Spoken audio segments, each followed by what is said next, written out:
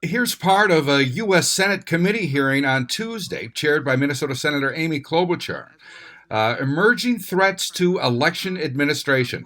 The hearing outlines threats to election officials, new state laws that could disrupt upcoming elections, including the recent use of cyber ninjas in Arizona to investigate election results. They didn't find any discrepancy in the outcome, but they did take home nearly $6 million and compromised a bunch of election equipment that will now have to be replaced.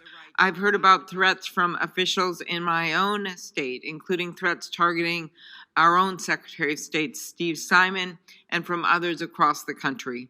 These threats have persisted despite the last administration's Department of Homeland Security calling the 2020 election the most secure in American history. And they didn't stop after the 2020 election or after the violent insurrection on January 6th.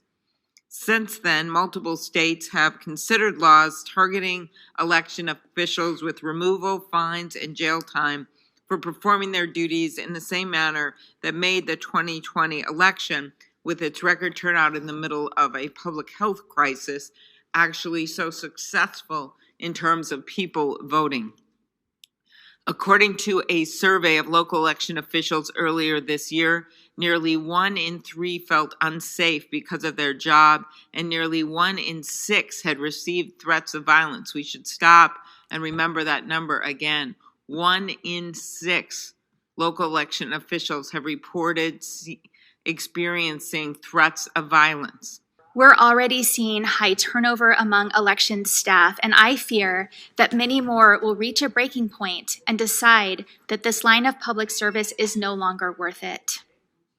In truth, Arizona has one of the best-run election systems in the country, with robust processes to ensure the integrity of the election. This includes observer access during tabulation, pre- and post-election logic and accuracy testing of machines, as well as post-election hand count audits. Arizona law also requires each county's Board of Supervisors to canvass the election and certify their results to my office. After these processes took place in November, I sat alongside Governor Doug Ducey, Attorney General Mark Brnovich, and Chief Justice Robert Brutinel to certify Arizona's 2020 election. Despite the bipartisan certification of the results, our state legislature decided to perform a partisan ballot review. This exercise, performed by our state legislature, was not an audit. The partisan ballot review in Arizona can best be described as a sham. The review was plagued by errors that are simply unacceptable to actual election professionals. The Arizona Senate hired a firm, Cyber Ninjas, with no meaningful election experience or knowledge, and they made up the rules as they went along.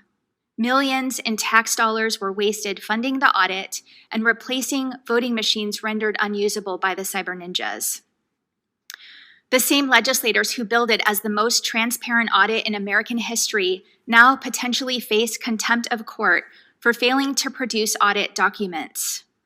This entire exercise was an effort to sow doubt in the 2020 election results and is being used to justify voting restrictions. I'm Philadelphia City Commissioner Al Schmidt. In Philadelphia, the commissioners oversee all election operations in the city, from voter registration to election certification.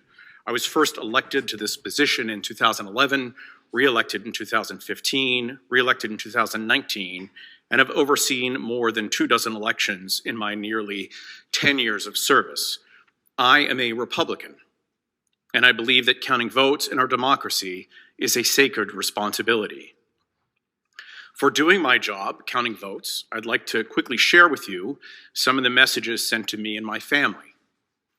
Tell the truth, or your 3 kids will be fatally shot. Included our address, included my children's names, included a picture of our home. Cops can't help you. Heads on spikes, treasonous Schmidts. You betrayed your country. You lied. You're a traitor. Perhaps cuts and bullets will soon arrive at, provides my address, names my children, Rhino stole election, we steal lives. There are additional threats that my family asked me not to share today because they are so graphic and disturbing. I have 3 little kids. My youngest is 7 years old. No matter what our party affiliation, this is not okay. And let's be clear, this is domestic terrorism. The whole point is to terrorize, to intimidate, and to coerce, and to prevent our democracy from functioning as it should. Senator Klobuchar says it's all testimony that will be used to craft new federal laws to target people who threaten election officials. I'm Neil Carlson reporting for iNewZ.TV.